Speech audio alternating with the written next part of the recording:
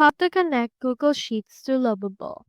So in order to do that, first, let's head over right here to our lovable.dev and you can open here any workspace that you wish to connect to your Google Sheets. For example, let's choose in here this pinky allure and then it will open this. Now into a new tab, head over and search for make.com.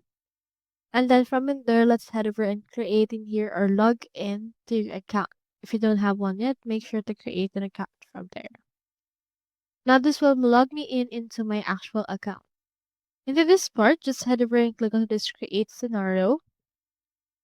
And then after that, this will actually load in order to create a new one. For this case, let me head over and then click on this plus icon and then search in here for webhook.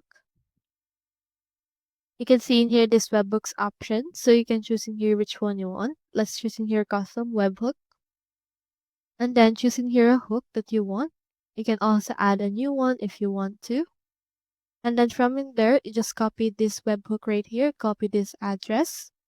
And then you can head right here to Lovable and integrate it right here by adding that particular address to any part of your actual website. You can ask Lovable to do that for you using this strategy here. Now, once you're done with this, you can save that and then click on this plus right here in order to add another one. And in here, you can already see Google Sheets. So head over and click on that.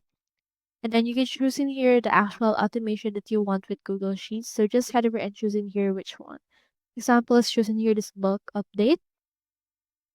And then after that, click on this create connection.